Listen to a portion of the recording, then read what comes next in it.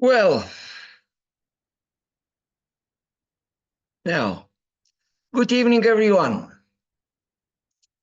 Um, we well, the we will speak today about light designing.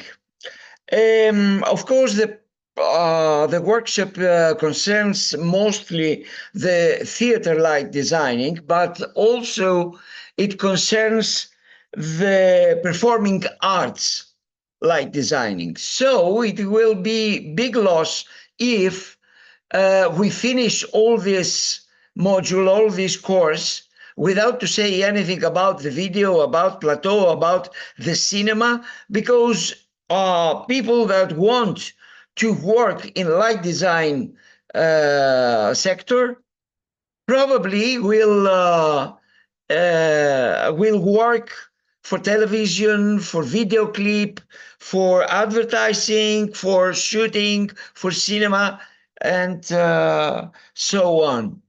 So, light designing for film is a crucial aspect of cinematography that enhances the visual storytelling, sets the mood, and guides to audience attention.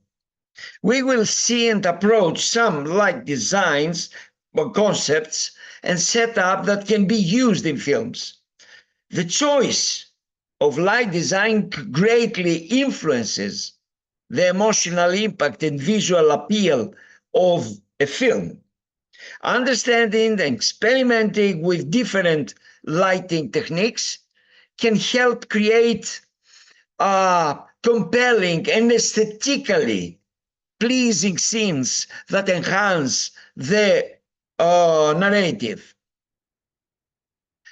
Before of anything else, we have to say a few words about the sensitivity, I repeat, of the camera and the camera lenses, often referred to as a lens aperture. This is a crucial factor in the film photography and cinematography. It determines, it determines how much light the lens allow to reach the film or digital sensor, influencing the exposure, depth of field, and overall image quality. A lens in a camera with a large aperture,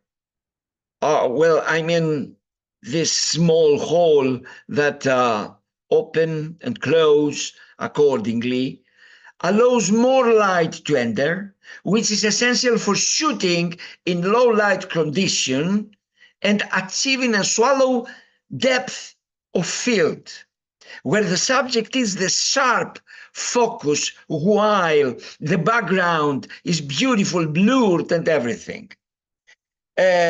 Conversely, a small aperture lets in less light, suitable for well-lit environment and greater depth of field, where both foreground and background are in focus.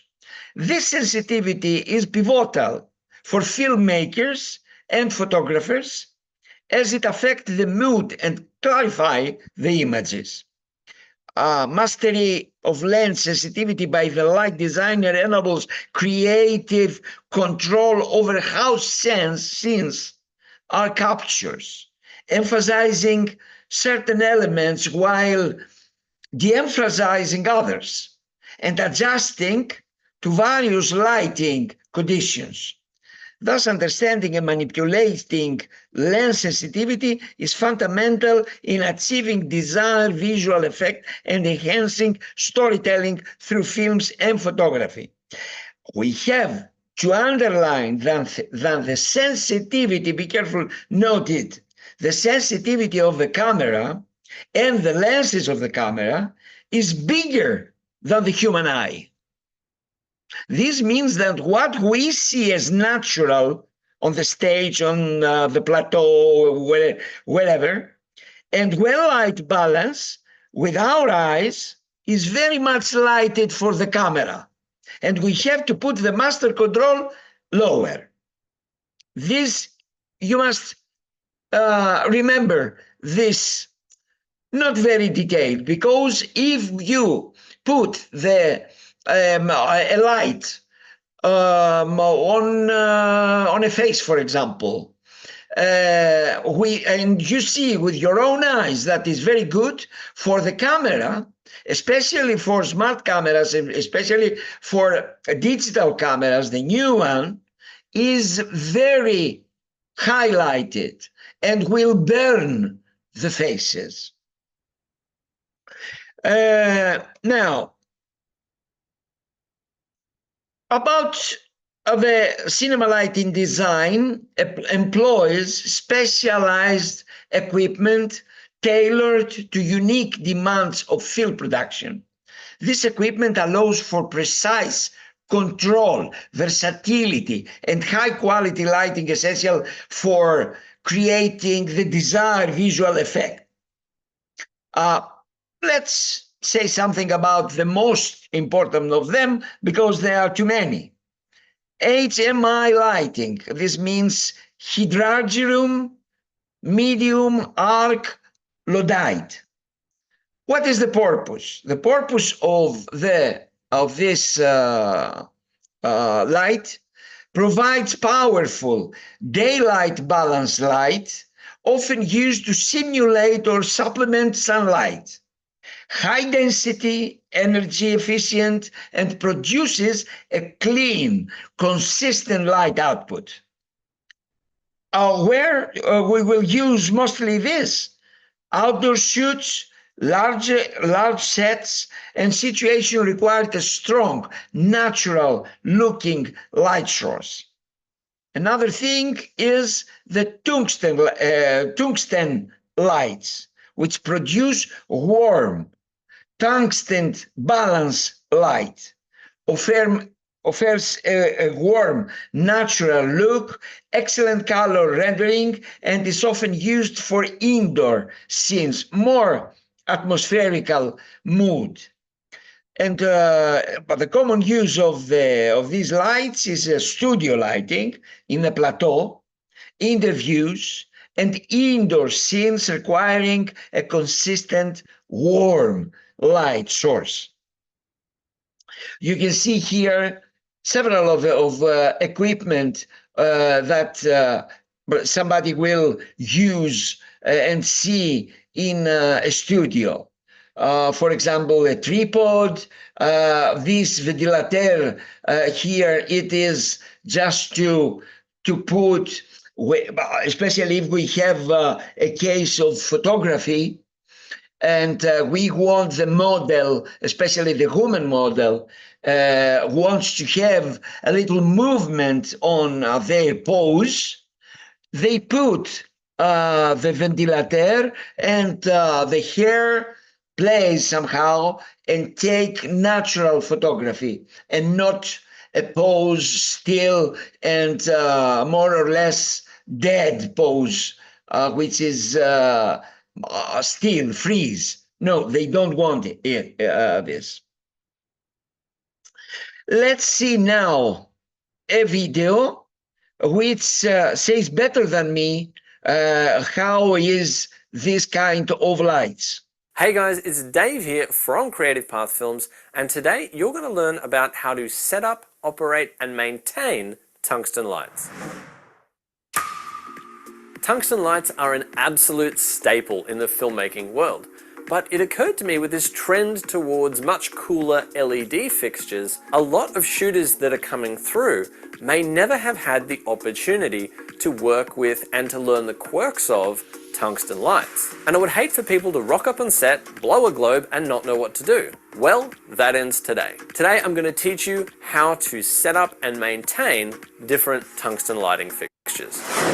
First, let's have a look at how to change a tungsten globe. Now, the first thing you want to be aware of is that tungsten lights run at extremely high temperatures, and the globe can reach temperatures in excess of 500 degrees Celsius. So when you blow a globe, the first thing that you want to do is allow that globe time to cool down so that it's safe to handle. Now, this next point is really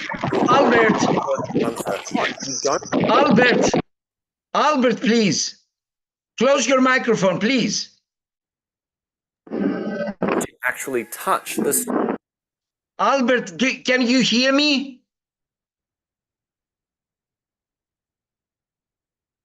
Surface of the globe. This is because the oils from your fingers can actually leave a residue on the surface of the globe, and this can heat up and create hot spots. The same goes for any excess dirt or debris. These hot spots can actually swell up, cause the bulb to fail, or even explode. If you do happen to touch the globe accidentally, it's not the end of the world. You can clean it with isopropyl alcohol or methylated spirits. Alright, let me show you how to replace a globe in two very common tungsten fixtures. Here we have the ARRI 800, or Redhead as it's commonly nicknamed, and over here we have the ARRI 650 Fresnel. Alright, let's start with the 800. Alright, so when you start with one of these globes, the first thing that you want to do is you want to remove the barn doors. Here on the top of the light, we have a little screw that we're just going to undo, and then there's a little latch that we're just going to pivot to the... We spoke and we mentioned about all these things to the previous lessons about the barn doors and about this kind of bulbs and everything. Take care about that, because this is a good reminder or for what we mentioned before. The side and remove the barn doors. The barn door. Now that we've done that, we have this safety mesh that we need to remove as well to access the globe. Now the purpose of this is in case you do have the unfortunate situation where a bulb does explode, then this is there to protect your talent. So you don't want bits of molten hot glass blasting out the front of this light. So that's why they have this cage here to protect you from that. So you'll need a screwdriver, and there's just two screws here that we need to undo. Okay, once you've done that, the mesh simply slides out of the way, and now we have access to the bulb compartment. Because you can't touch the globes itself, it's super important to use either a set of gloves or a lint-free cloth of some kind.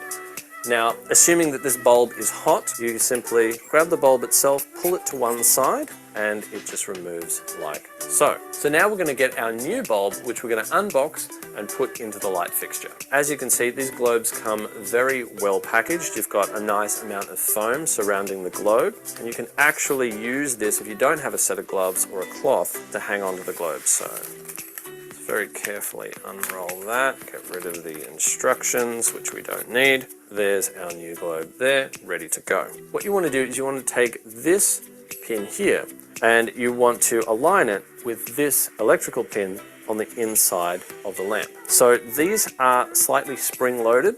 So when you take the globe, push it in, and then just slide the other pin into place. And there you go. That's how you install a new globe on an ARRI 800. Alright, now let's have a look at how you can change the globe on an ARRI 650. Now this one is a lot easier to get into. All you need to do is press on the side of the housing and lift open the compartment, and now you have direct access to the bulb. So what you can do...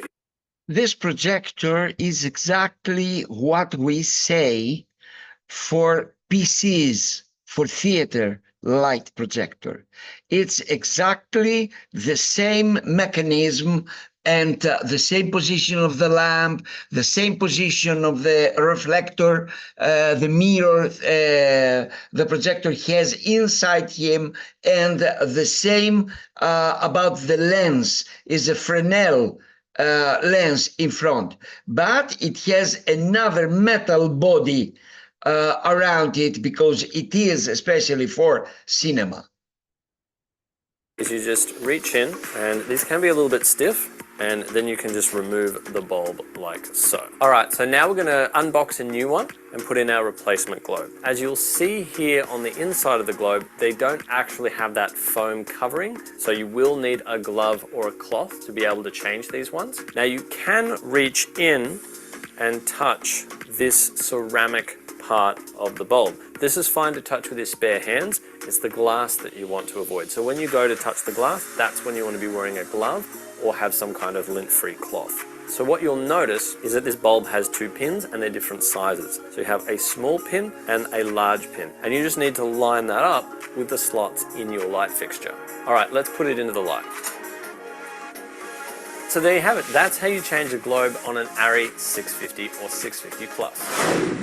Okay, so now let's talk about handling. As you can imagine, a tungsten filament globe is very fragile and very susceptible to vibration. And this is compounded when the light is on and at a high operating temperature. So what this means is if you're going to be panning, tilting, lifting up, lowering, or physically moving the light, you're much more likely to blow a globe if you do those things while the light is turned on than if you turn the light off first. So it's always a good rule of thumb to turn the light off, make your adjustments, particularly if it's a big move like you're physically moving the light, and then turn the light back on again. That way your globes will last much longer. So as we discussed, these lights get incredibly hot, and just the housing can get up to 200 degrees. And that's why it's really important to have a set of these leather gloves. And this is to protect you from getting burnt. And let me say something about this.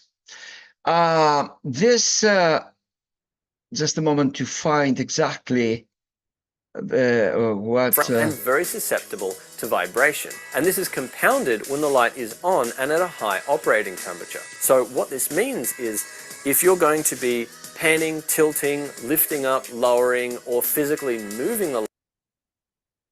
Sorry. Handling the lights.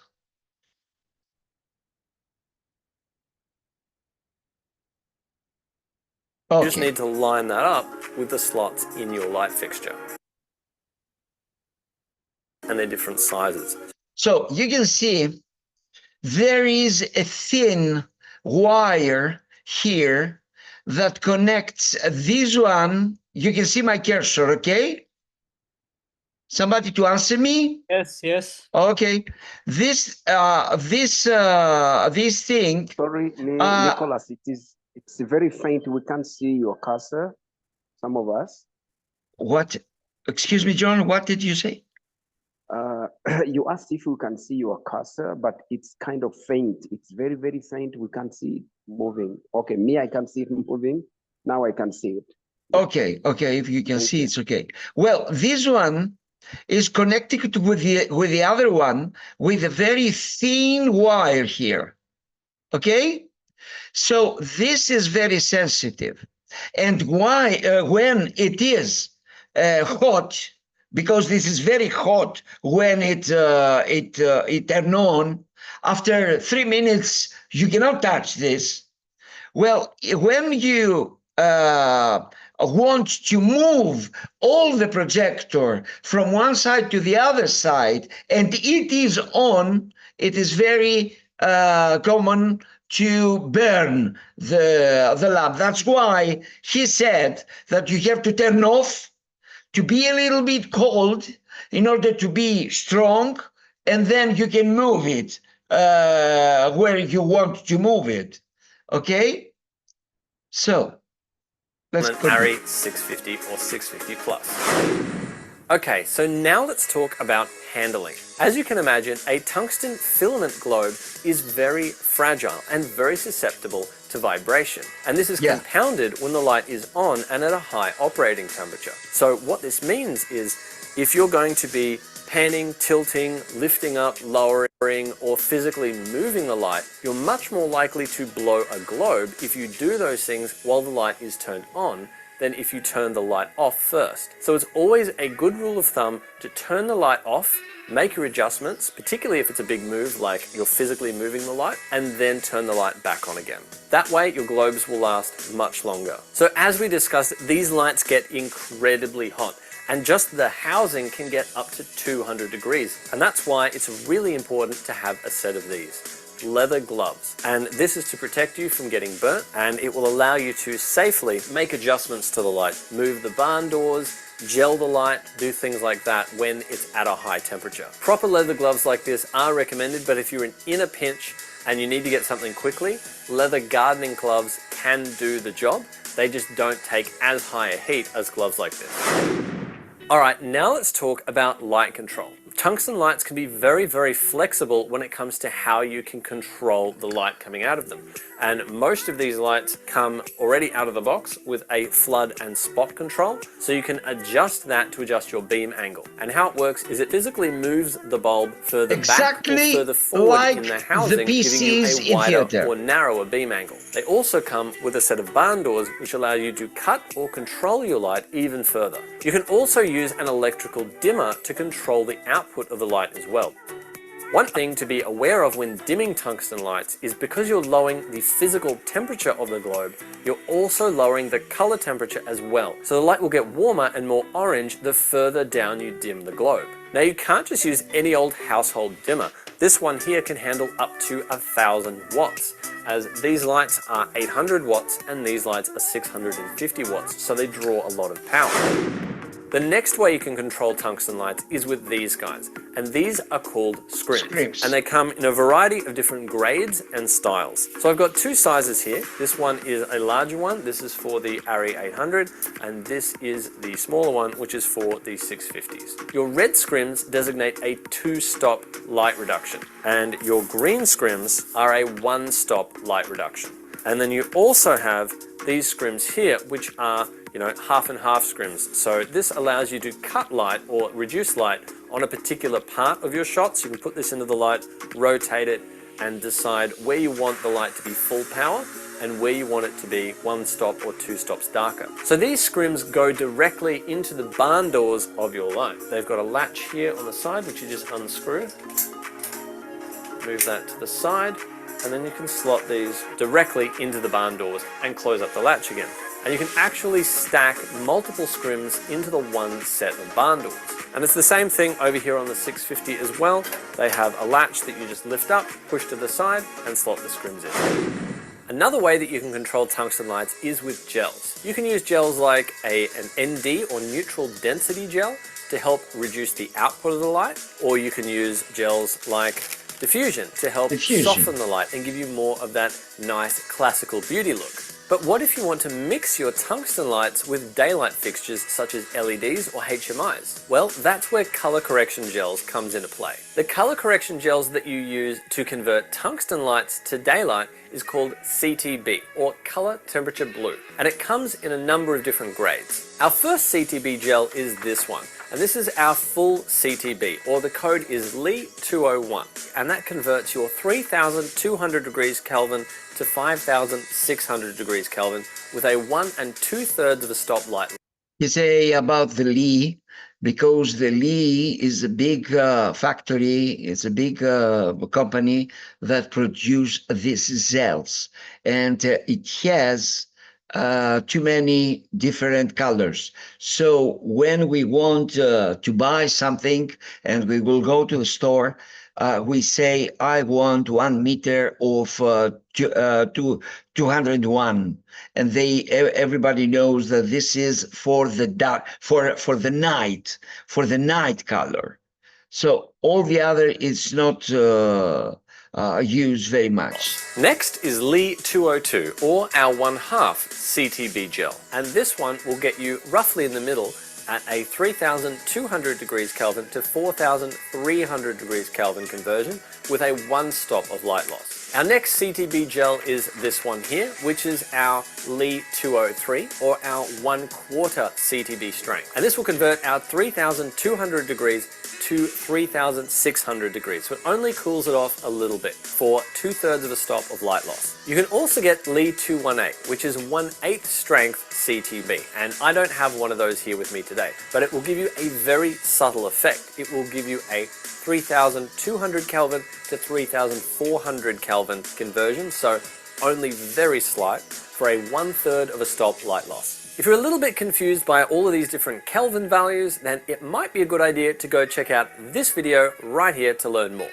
One tip when gelling lights is to always keep your barn doors outstretched. Never gel lights with your barn doors wide open like this. If you have your barn doors wide open, then what you're doing is, instead of having your gel here, quite a distance away from the main source of heat, the globe, you'll be moving that gel much, much closer. And then you have a much bigger chance of either discoloring the gel by slightly melting the center of it, or setting the whole thing on fire, which I've seen happen and is never fun. One last thing when it comes to gelling lights is when people gel these barn doors for the first time, often what I see them do is they'll do this, which is just... This is something that only the cinematographers make, because they shooting a scene about 1 minute and they change everything because they will shooting another scene, and for the reason that he said. But we in the theater, we put in a frame. I show you many times about the frames, and we put these gels between and put it there. Jam the pegs onto the front of the barn doors like so, but this is creating a similar issue to what I just described. It's curving the gel inwards and moving it closer to the globe, so it's more likely to discolor. So the best way that I found to do it is actually to peg it from the back. And I'll turn this around so that you can see. So fold the gel under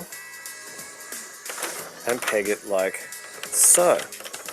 And that way, the gel is nice and far away from the globe, so you're less likely to get any discoloration like that. One more thing to point out is that these barn doors do in fact come with gel clips, but they're really tough and they get very, very hot when the light's on. And I found that more often than not, they just rip your gels. So I prefer to use these, just your regular C47 wooden pegs. One final note is to only use gels from reputable companies. And there's only two that I'm aware of, and they are Lee Filters and Roscoe Filters. And they produce gels that are designed for high heat lights like this. If you use something off-brand or you go with a DIY solution, I've seen people try cellophane, I've seen people try baking paper as diffusion.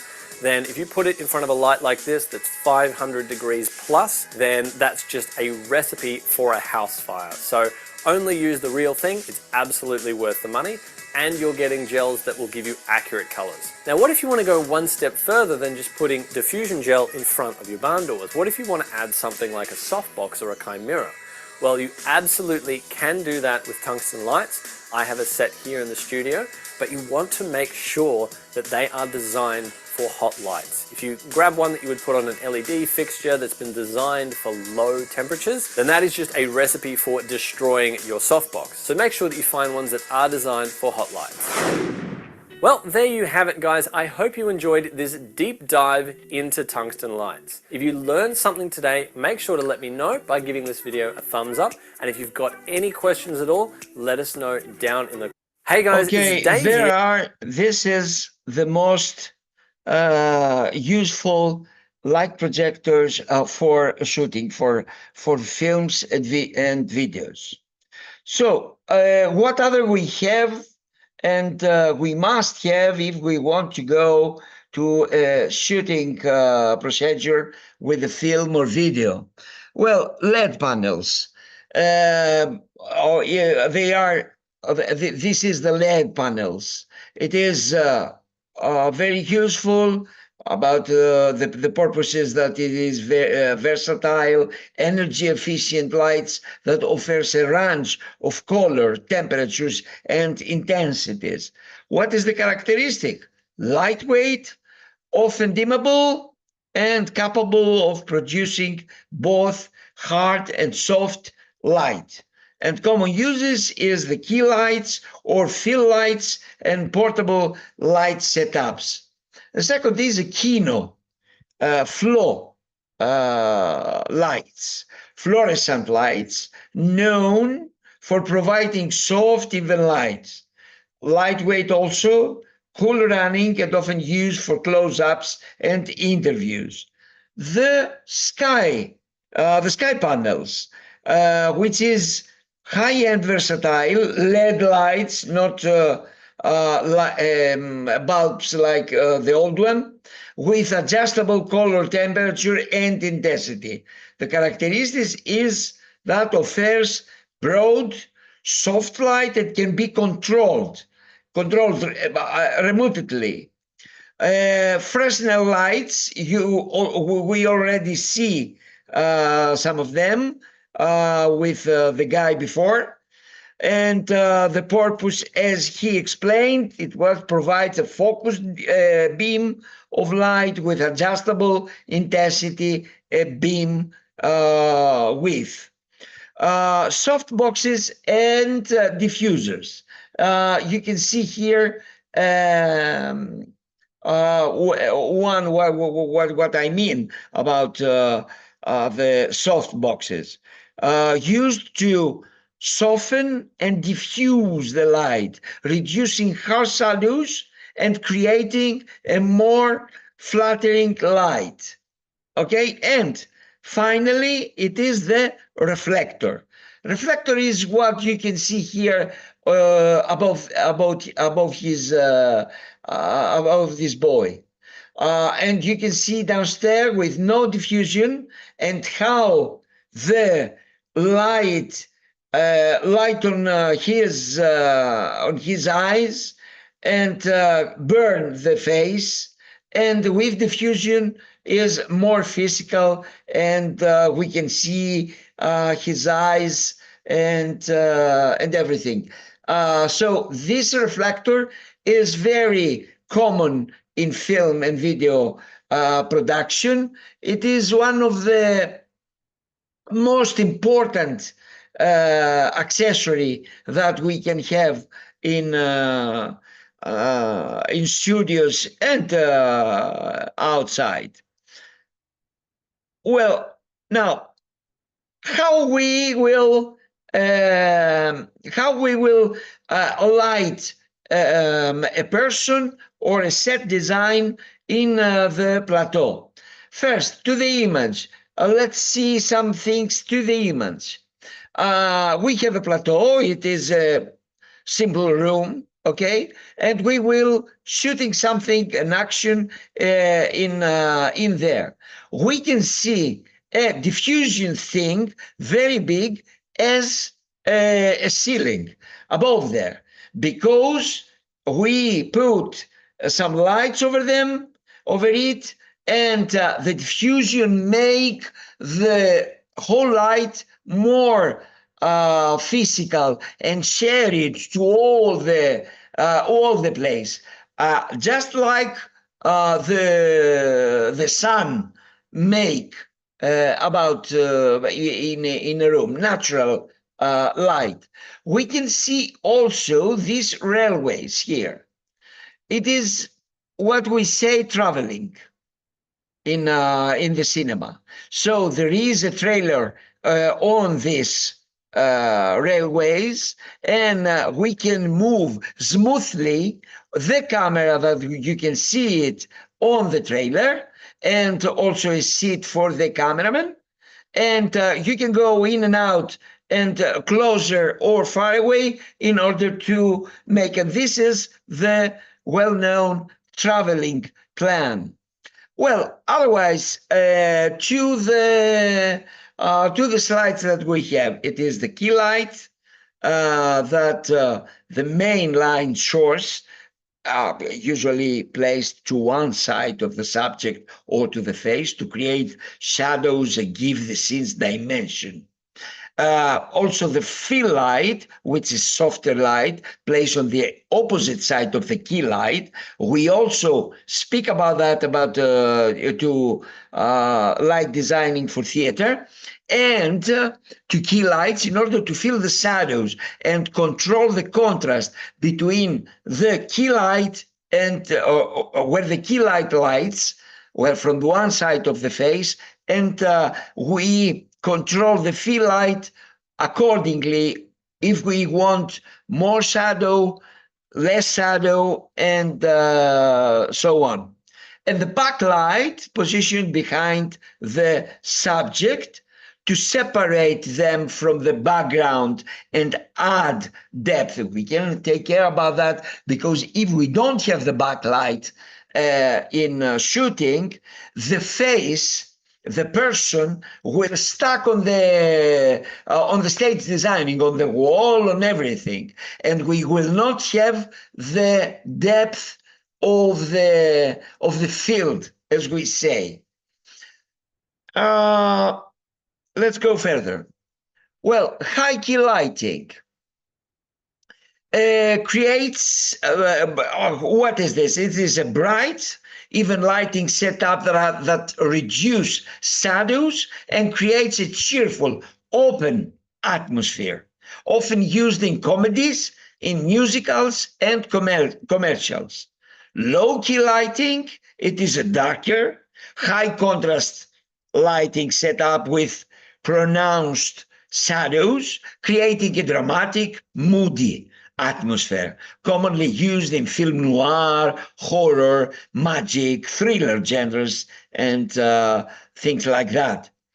Natural lighting, it creates using available light sources such as we can say sunlight, windows, when the lights come through the window, or practical lights within the scene.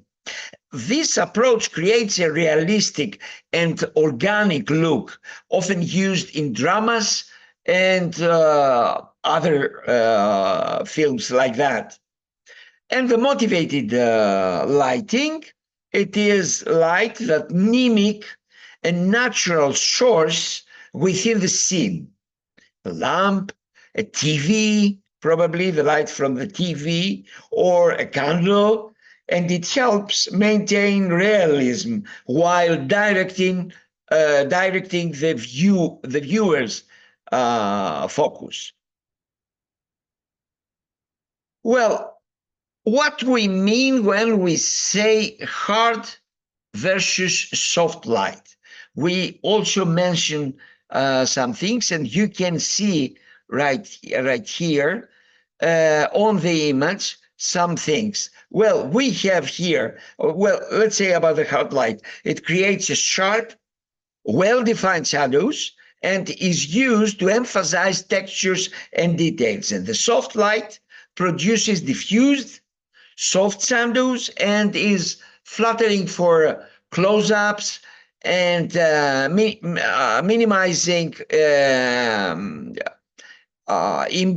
imperfections.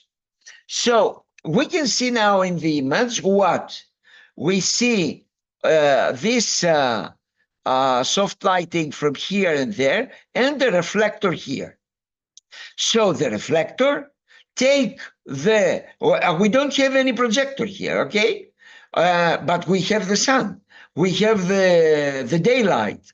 So the reflector take the sun, take the light from the sun and reflect it on the subject that we have.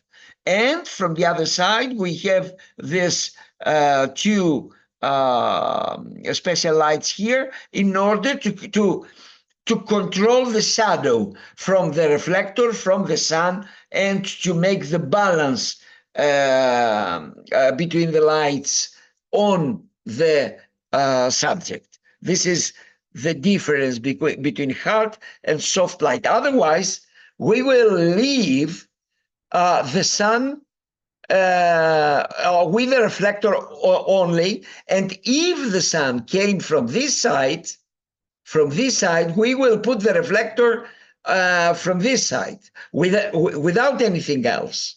And that's why we will have, well, if I want to be precise, we will not have a reflector like this, but with very small holes on this in order to allow the light to go there, but to put it down lower light and to make it soft. We will see now another video explain better than me what I try to explain before. Hey guys, in today's video, we're going to be talking about the difference between soft and hard light. So what's the difference between hard light and soft light? Now, the key distinction is in the shadows. And if you go out and you're out and about in the full sun and you look down at your shadow, you're going to notice that you have a very harsh, defined shadow. This is because the sun is a hard light source. But then what happens when a cloud comes over? It creates a nice, diffused, soft light source. And what happens to your shadow? It dithers away. the edges become a lot more gradual. They're less defined. And if it's a really cloudy day, you may not be able to even see where your shadow is at all. It's so diffused. So this is the same principle that we want to apply to our lighting. Soft lighting is beautiful, and it's definitely a technique that you want to be adding to your toolkit. Now, why is soft lighting something that you should pay attention to? Well, it all comes down to blemishes and what it does to the face. If you grab out a light out of your light kit, most of the times, if you just point it at somebody, it's going to be a hard light source. And what happens when you point a hard light source at someone? Well, you're going to get sharp, defined shadows, and there's going to be a tendency to highlight blemishes, pimples, wrinkles, and things like that. Things that we would typically try and hide. Now, there are two main ways that you can soften a light source. The first is called diffusion, and the second is called bouncing. Okay, let's jump into diffusion. Now, of the attachments and the accessories that I'm going to share with you today, they all achieve three key things. The first thing is they make the light source bigger, and the larger the light source, the softer it will become. The second thing is density. The more layers of diffusion that light has to pass through, the softer it will become. The third factor is distance. Once you have that large, beautiful, creamy light source, you want to bring it in as close as possible. The closer it is to the subject, the more those shadows are just going to melt away. The light will wrap around the face. That's right, and you'll get melting. that beautiful, soft magazine look. Now, how do you diffuse a light source? Well, there's two tools that I want to share with you today. The first is diffusion paper. Now, this is going to be a little bit noisy, but this is diffusion paper. It is specially made paper that's designed to go in front of your light source. And it will take that tiny little bulb that you've got on your light and it will spread it over the full surface area of this diffusion paper. Now, if you want to buy some of this, there's two companies that make it, Lee Filters and Roscoe Filters. And thankfully, they both use the same code for full white diffusion, and that is 216. So this is the 216 number of this, because this is not the same thing with the material that many times, well, all the times, architectures use in order to draw their schedules. No, this is not. That one is thin, it's another material, and it burned very easy, and not this. This is more strong, and it is burned resistance. This is like a cooking paper. Dragana, will you please close your microphone? I did mention it was noisy. The second attachment is a softbox or an octabox. And essentially what it is this is an attachment that you can mount onto the front of your light. And as you can see, it adds distance between the light itself and that diffused area. And that allows the light to feel the space and become this nice, big, beautiful, soft light. Now, this softbox is a fairly small one, and it has a single layer of diffusion. But you can get ones that are much, much larger as well. Now, if you just Google the model of your light plus softbox, there are softbox attachments made for pretty much every light out on the market. So you'll be able to find something. So now that we've had a look at some of the tools we can use, let's put them into practice. First, we're going to have a look at hard light, pointing directly at our subject. Now, I apologize to Lauren, my fiance, in advance. She's beautiful under any lighting condition. Now, I apologize to Lauren, my fiance. You see that now? When the light fall straight on the face is burned, melt, as he said. In advance, she's beautiful under any lighting condition, but some are more flattering than others. As you can see, we have harsh, defined shadows, and it's highlighting some aspects of the face that may not be as flattering as a softer light source. Now we're going to add our diffusion paper. And as you can see, we've taken that very small point of light, the original hard light source, and it's spread it out over a small surface area, but it is bigger than the raw bulb. Now, this is softening the light, but not by a whole lot. It is helping to melt those shadows and create some graduation, but they're still fairly defined. Now we're going to add our small softbox. And as you can see, this is a much larger surface area than just pegging diffusion paper onto the front of the light. And that has created a much softer look. Those shadows are really starting to melt and graduate nicely, and it's really starting to look very flattering.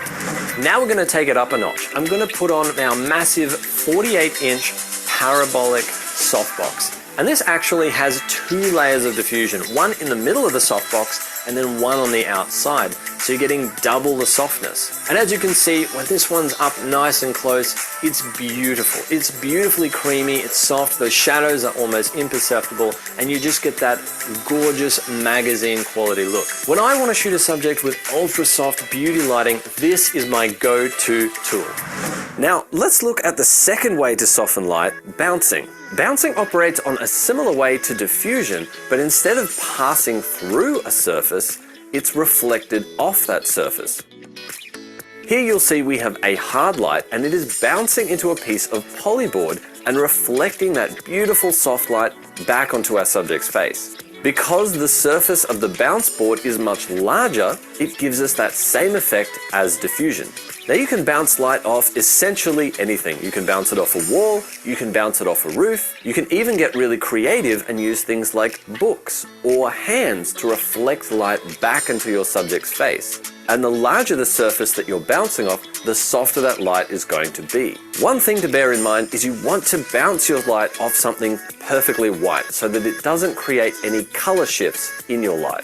If you bounce something into a yellow object, you're going to end up with yellow light. If you bounce something into a red object, you'll end up with red light. So there you have it. That's how you can use diffusion and bouncing to turn a hard light source into a soft light source. Thanks for watching, guys. If you liked this content, please leave us a message down in the comments like books or hands to reflect light back into your subject's face. And the larger the surface that you're bouncing operates on a similar way to diffusion, but instead of passing through a surface, it's reflected off that surface. Here you'll see we have a hard... Look at this now. Look the relationship of the environment, of the location, the subject, the girl, the projector, and the reflector up there. And where is the camera? This is very crucial, okay? We have a black box around, we have a girl right here, and we have a projector, a light, a spotlight, which is not fall straight on the face, but when up there to the reflector, and the reflector send the light to the face and to the whole body, and the camera is to the same part, to the same position, to the same angle with the reflector, against straight against the girl. Well, let's go further. Hey guys, in today... So now, very, very important, the color temperature and the zells. The warm lights, cool lights, and the zells. What do we mean create, or what is this? The warm lights we see before, that's not to say some more, but some characteristics of them create a cozy, intimate atmosphere, the warm light. The cool light creates a more clinical, okay, neutral feel. And with the zells, we can color the subject we have to shoot, colored filter, place over lights to change the color. We have too many with Lee or Roscoe films that we can choose about that. So many of them are for cinema and many of them is for theater. There are too many of the zells which we never in the theater use them, and there are too many, for example, this diffusion, we don't use it in the theater, just for the cinema. On the contrary, the 201 for the night, we use it very many times. Now another video which is very useful. Today we're going to be using color temperature and white balance to set the mood. Hey guys, it's Dave here from Creative Path Films, and today you'll be learning about how you can use white balance and color temperature to help craft a mood and emotion for your scenes. By the end of this video, you'll understand how different looks impact how an audience feels, as well as what genres those looks are typically attributed to. You'll also walk away with several creative lighting setups that you can go out and experiment with straight away. So make sure you stick around to the end of the video to get access to those. If you haven't seen, get access to those straight away. So we can see here and how crucial and important was one of the first lessons that we speak about the bulbs. The different bulbs that we used in different time of light designing, and we can see here how it is a candle, the incandescent lamp, the tungst lamp, the fluorescent. We talk about that to the second or third, if I remember well, course of the workshop straight away. So make sure you stick around to the end of the video to get access to those. If you haven't seen our last two videos on white balance and color temperature, make sure to go and check out those first, as we'll be building on that foundation today. And if you're not already subscribed, now is a great opportunity to do so you never miss great videos coming up in the future. All right, let's get into it. Manipulating color temperature and white balance to impact emotion has been used in video and cinema since the very beginning. It can be used very subtly, or it can be highly stylized. It depends on your tastes and the genre of your film. If you set up your scene with overall cooler tones and higher Kelvin values, then you're going to have a scene that looks and feels a lot more cold and clinical, or even downright scary. It's been proven in psychology that cooler color temperatures make us feel more alert and increase our concentration. This is because natural daylight cools off the most in the middle of the day when we're most awake, and it warms up again at sunrise and sunset. This is why you see this look used in genres such as horror, action, thriller, sci-fi. Genres where the filmmakers want to really ramp up the suspense and keep you on the edge of your seat. This is also why warmer tones with lower Kelvin values make us feel more calm and relaxed. You'll often see these tones used in genres such as romance, comedy,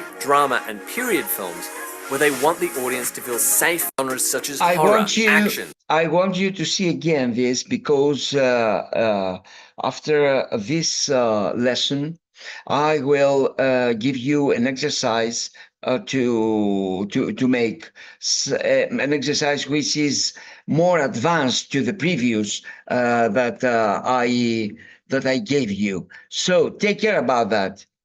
Thriller, sci-fi. Genres where the filmmakers want to really ramp up the suspense and keep you on the edge of your seat. This is also why warmer tones with lower Kelvin values make us feel more calm and relaxed. You'll often see these tones used in genres such as romance, comedy, drama, and period films, where they want the audience to feel safe, cozy, and comfortable. You can create this overall shift in color temperature by shifting your white balance either higher or lower down the Kelvin scale. If you want a warmer look, simply move your white balance to a higher value.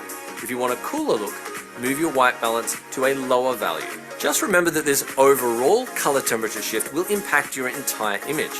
And if you just want to impact certain elements, that's when you need to start shifting the color temperature of individual light sources. Because these warmer and cooler tones approximate the look of fire and ice, you can also use this shift in color temperature to give the impression of physical heat and physical cold, with a little bit of help from performance, of course. You can also mix these color temperatures for a really nice effect. Because blue and orange are opposites on the color wheel, you see this especially used with the maybe slightly overused orange and teal look, because it works. They complement each other beautifully. I like to mix color temperatures when my sources are motivated by practical elements in the scene. Things like a TV or movie theater, street lamps, fire, moonlight, or other logical light sources. One pro tip that I have is, unless I'm going for a really stylized look, I like to keep my key lights closer to a neutral color temperature, so the skin tones always look good. Then I like to use my warmer and cooler tones as either a background light or an accent light, and this can work really nicely. I've put together a few lighting diagrams for some of the examples that you've seen so far in this video, as well as a color temperature chart that you can refer to. So if you'd like to download those, check out the link in the description to get access. You can also use a shift in color temperature over time to reinforce a character's emotional change as well. Say you've got a character that's cool and closed off from the world, you can use cooler tones to reflect that. As they change and evolve over time, maybe they open up, maybe they start to find more joy in their life, then they can transition to warmer tones to reflect that inner character change. This can be another way that you can incorporate color temperature into your storytelling. I hope you enjoyed this video as well as this short series on color temperature. If you did, leave us a thumbs up, and if you'd like to see more video series just like this, let us know down in the today. Thank you very much, sir. Thank you very much. Well, you can see how the emotion and the feeling of the actors follow the lighting, or if I want to be more precise, the lighting follow the emotion of the actors there. When the actors play something more intimate, like a love scene, like a flirting, like something like this, we made it more warm. And when we have an argument, we made it more cool. So that's why I said many times that the light designer is an artist. It's not a technician.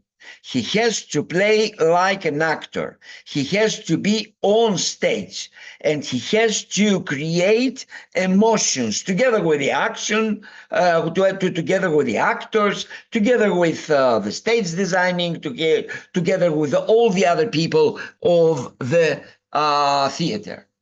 So now, let's say something with other more detailed lighting, the silhouette lighting, placing the light source behind the subject to create a silhouette lighting effect, emphasizing the outline and creating a sense of mystery or drama, or practical lighting, using lights that are or part of the scene, such as table lamps, street lights, or neon signs. This approach adds authenticity and can be creatively used to enhance the mood. Chiaroscuro.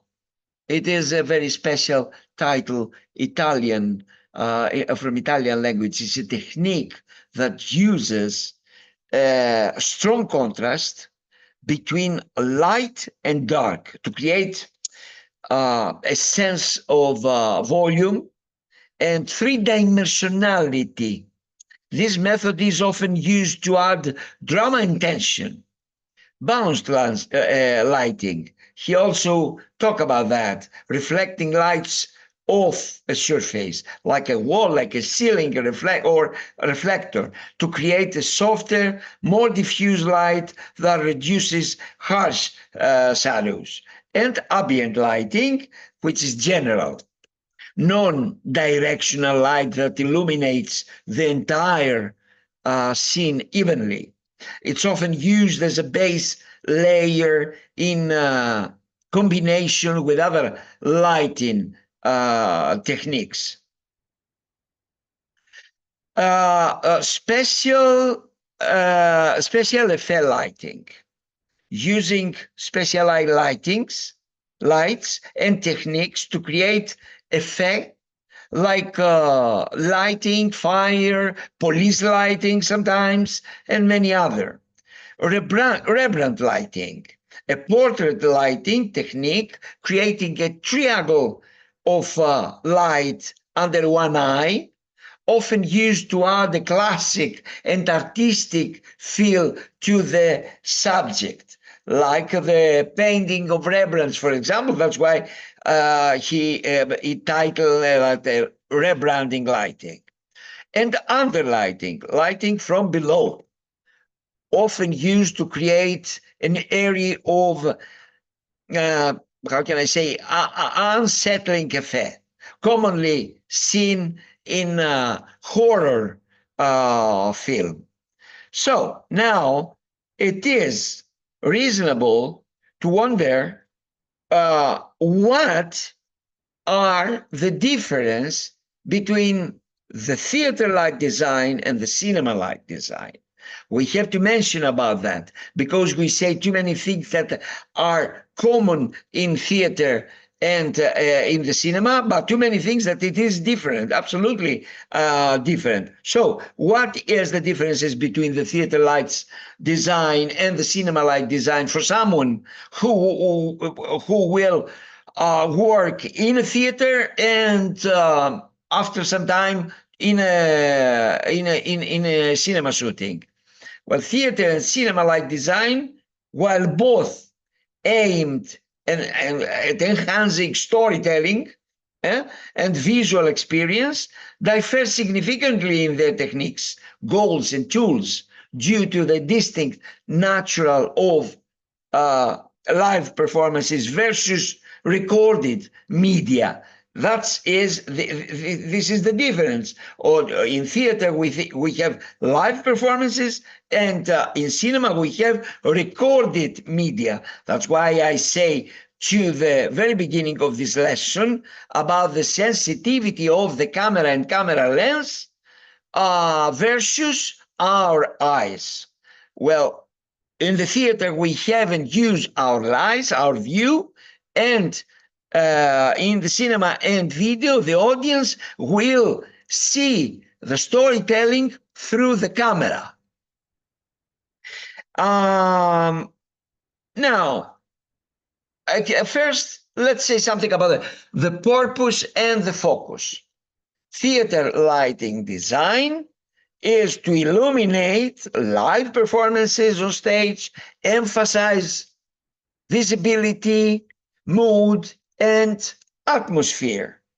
Okay, for to create an immersive experience for the audience in real time.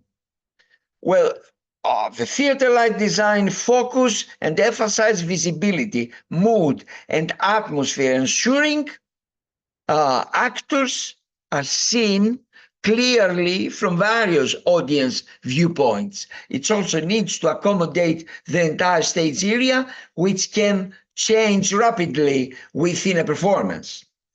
So, to the cinema-like design is to enhance the visual storytelling of a film, record it and view it through the camera lens. Concentrate on creating specific visual aesthetics, directing viewers' attention, and controlling the mood and atmosphere for each shot.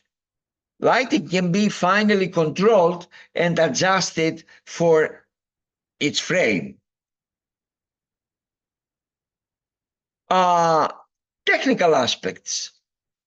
In theater lighting design, we need to adapt quickly to live, often spontaneous changes with lighting cues. You remember what it means, cues, and pre-programmed into lighting consoles. Uses a range of light, including spotlight, Fresnel, ellipsoidal, parkans, and moving lights. And these fixtures are usually mounted on grid above the stage or on the side. We have spoken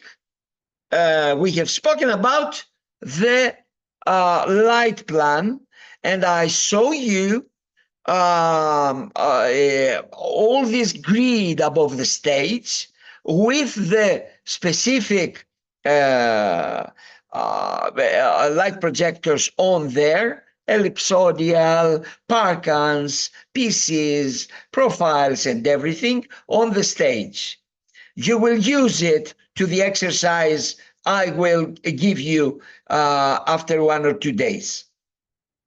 Now, about the control managed by lighting designer using a lighting console. Okay, we speak about the lighting console too many times, with cues manually triggered from a pre-programmed for the performance. You remember that we made the groups and we have a go, and with one click we give a combination of many projectors above the scene. Take care about that. I will ask to the exercise I will give you. I will explain to you what I mean to the end of the PowerPoint. So now the cinema light design for technical aspects view, it is as a control, allows for precise control and repeatability for each shot. Lighting can be adjusted and tweaked between takes. We have to remember that in the cinema we have the term of raccord. Raccord means that when we say in the cinema that we take a raccord, we mean that there is a special person of the crew that note with images and notes what is happening right now on the scene, where is every a single thing on the stage, where is the actors, where they see, where their view is, how is the lighting and everything, because we will need to continue from this plan to another plan after a week probably. So we have to be similar. We have to be equal. The one plan we take, for example, 3 days before, and the other plan that we that we will shooting after 3 days, after a week, after I don't know how many. Well, the cinema lighting design allows for precise control and repeatability for each shot. Lighting can be adjusted and tweaked between the takes. The fixture that we use is continuous lighting fixtures such as tungsten or HMI or LED panels, softboxes, practical lights, and what we mentioned before. The position and the type of the lights can be changed as needed for each scene by the operator or the director of photography or the director, the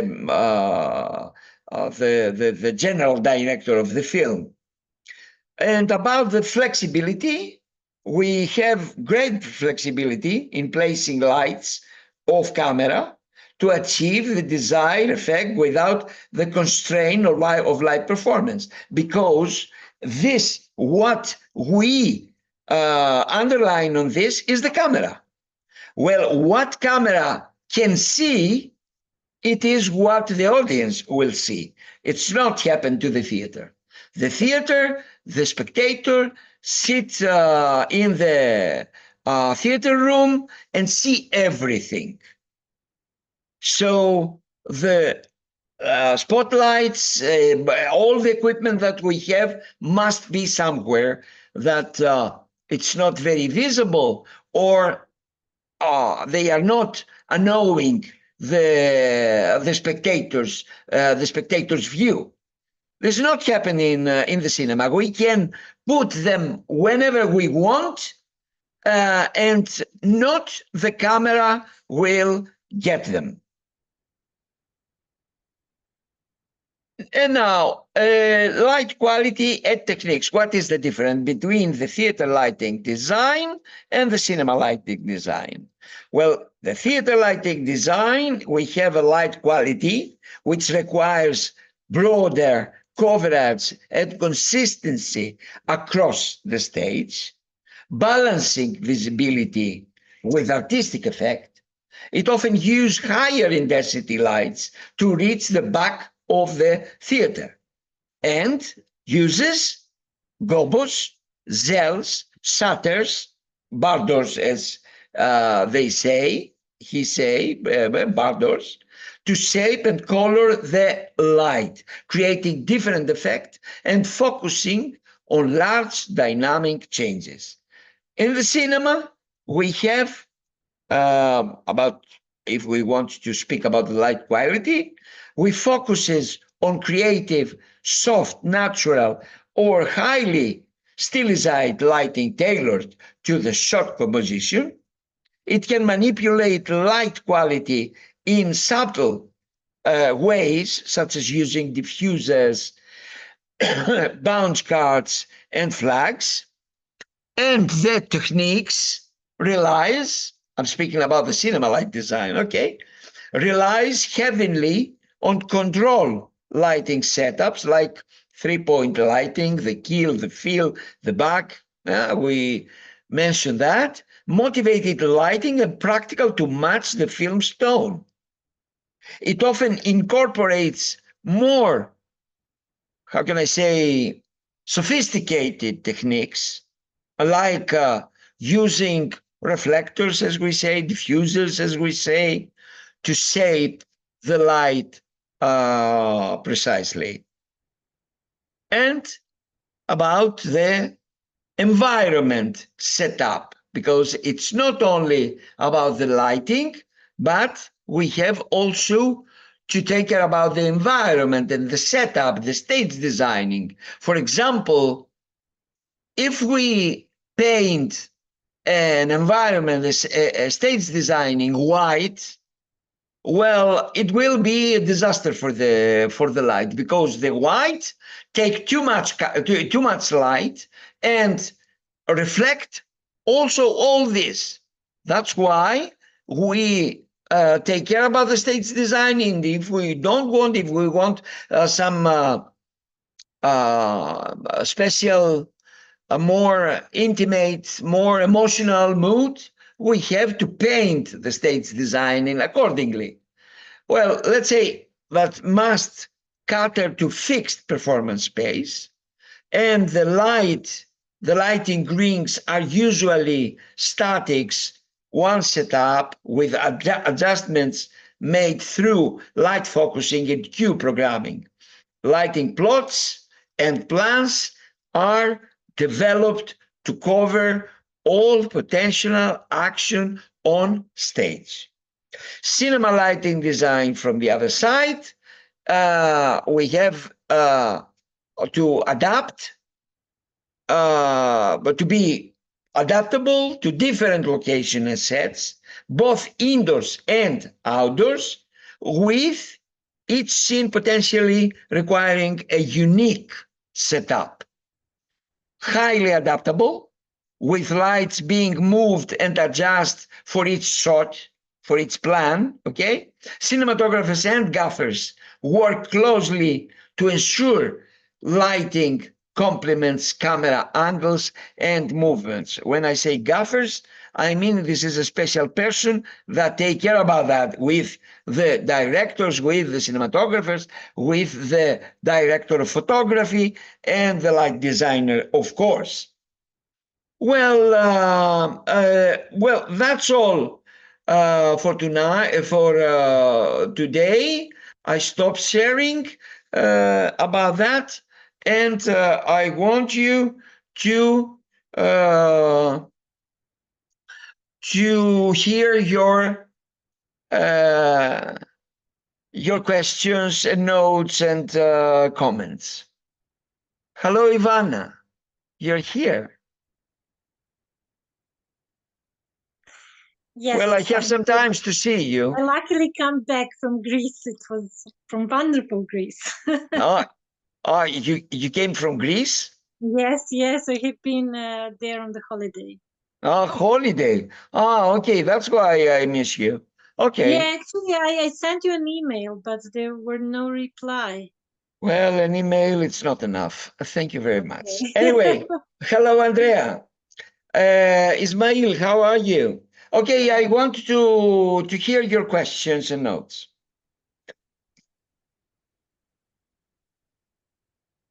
There is nothing to say? I must say, Yes, Dejan.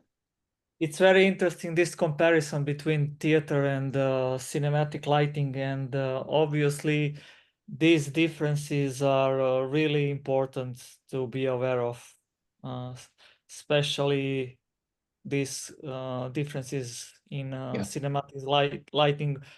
It seems to me that theatrical lighting is more difficult to manage. Yes, indeed. But I say again and again that it's not enough, the online courses that we make.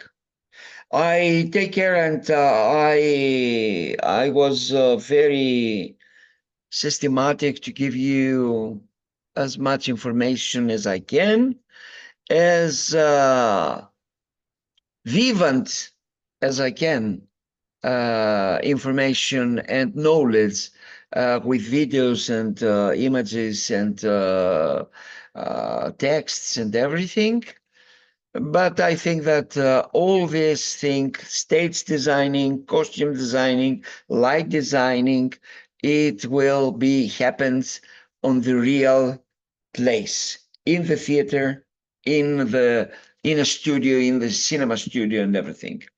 Anyway, I hope that some of what we mentioned inspire you, and you will read a little bit more, or you will try to be in a theater when they make the light designing or stage designing, or in a studio, whatever.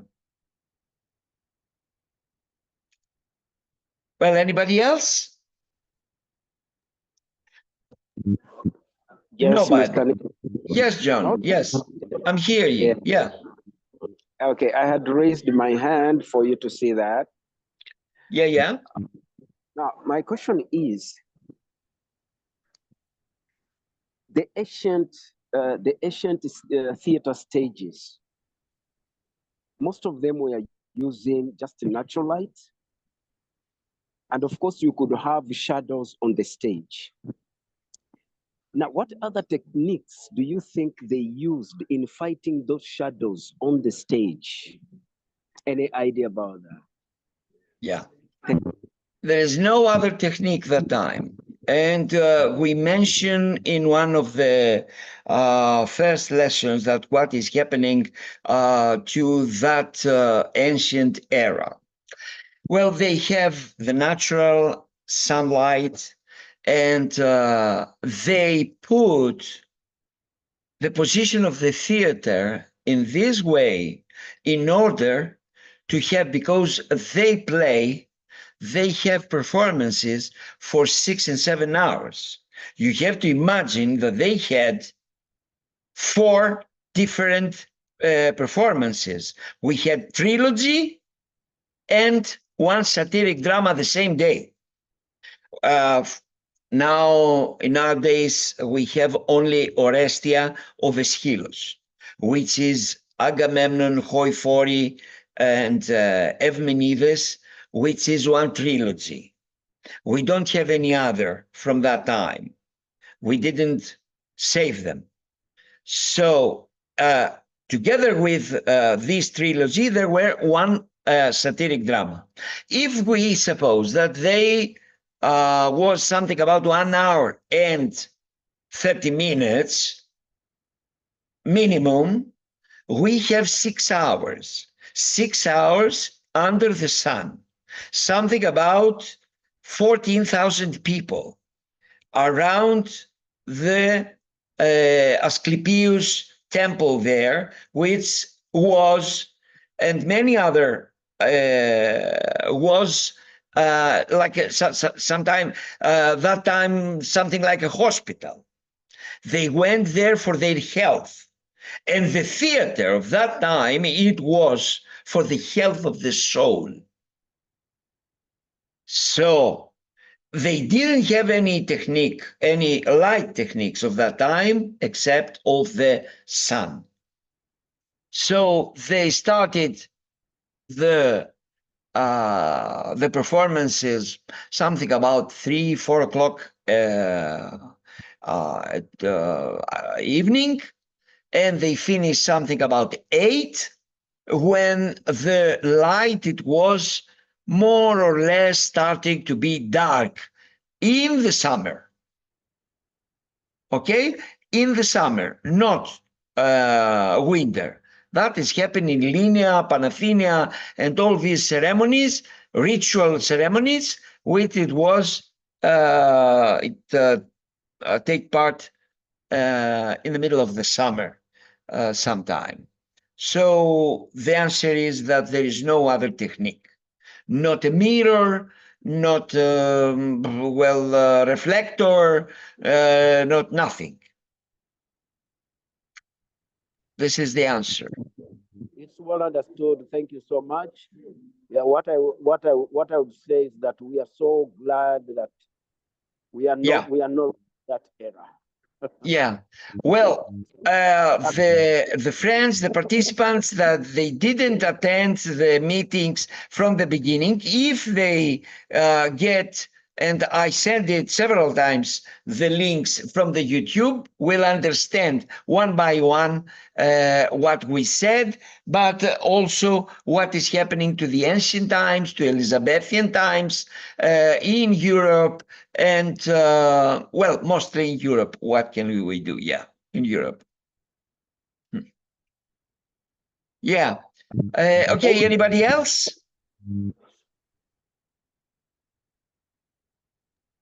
Well, okay. Now I will send you materials, but something about Saturday on Sunday. Not for the next lesson, because this is the final exercise and homework that I'm giving you. From the person that is here, is there anybody from today participants that they don't have the text of proposal by Anton Chekhov? Is there a need that I have to send it again to somebody? To me, I don't know which text of Chekhov. The text of the proposal, the one-act play of Anton Pavlovich Chekhov, Ivana Volt. Okay, please send to me. You didn't take it? No. You see what you miss when you go vacation in Greece. I missed 2 sessions, so 2 sessions, yes. Okay, I will send it again to all of you, because you will make for the next next 13 days. You will make the final exercise, the final homework, and I'm explaining to you, and I will be available to explain more if somebody wants to ask something when you're starting to work on this, because this is a very crucial and very important exercise. I will everybody who will make this exercise in anyhow will take the certification of the light designing. As I told you, this is for professionals, and it's not something that we can go in and out, even we go to vacation in Greece. Now, you will work on a proposal of Anton Pavlovich Chekhov. You will read it, okay? And you will make, I will send you a link from YouTube in order to see the performance with three actors. So you will see it very well, and you will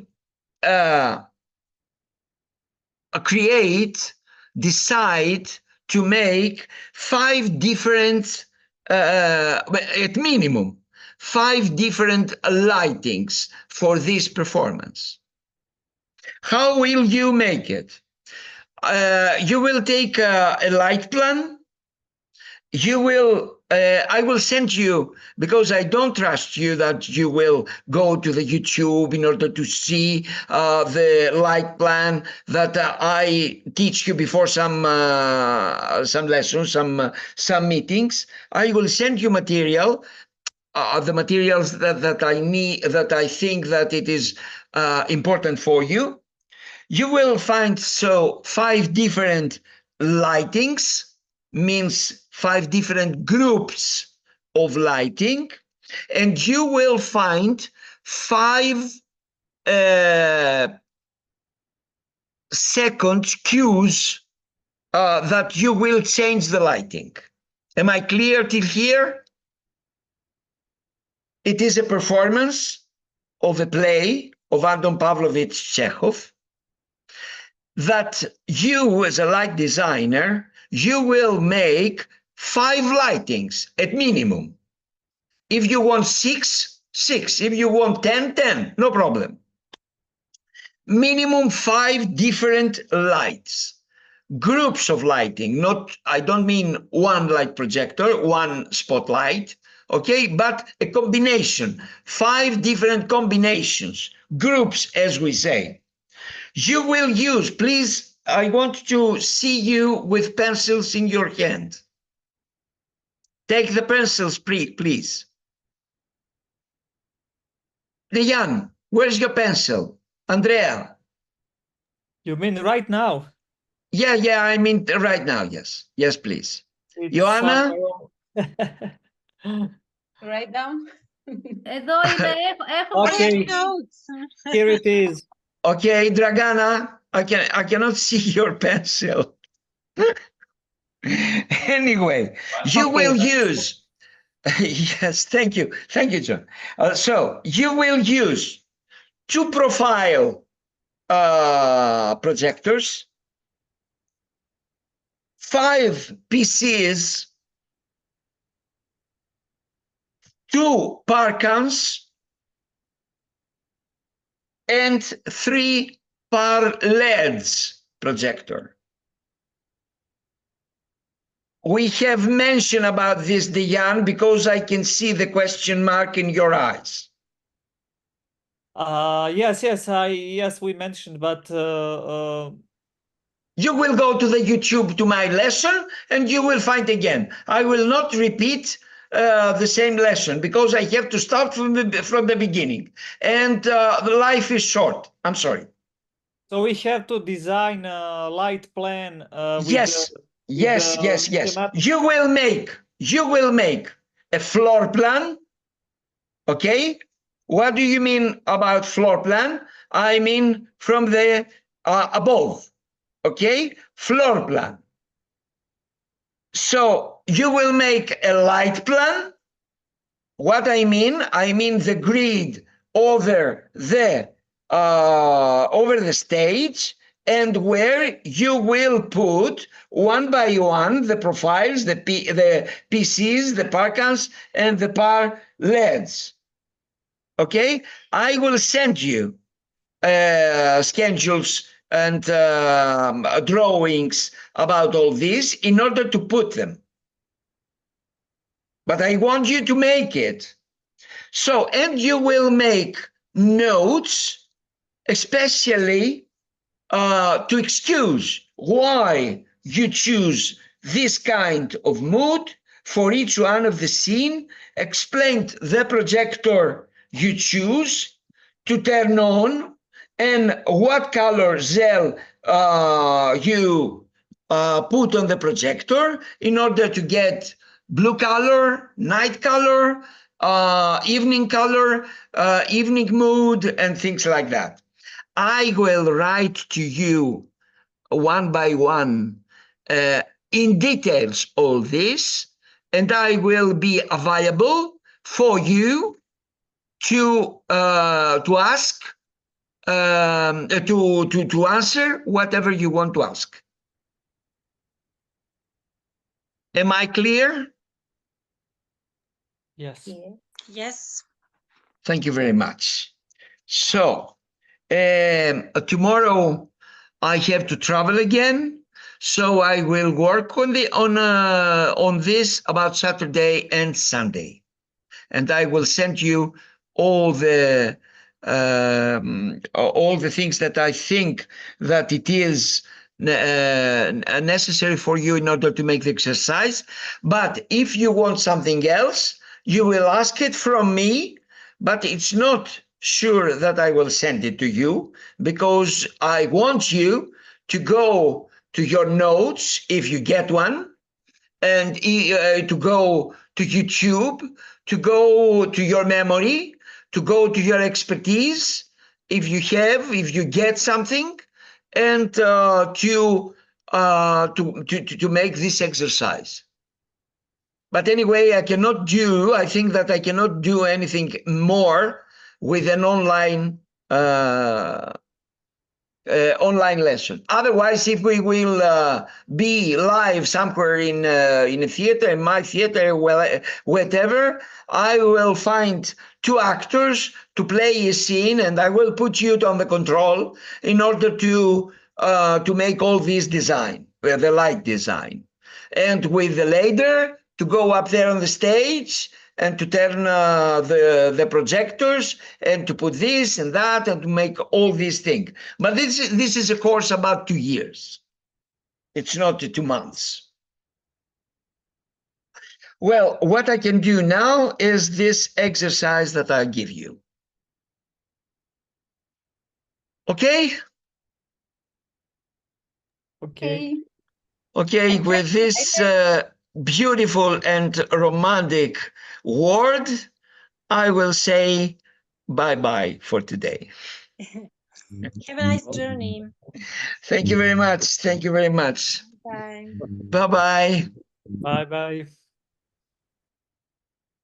Bye bye. Thank you. You're welcome.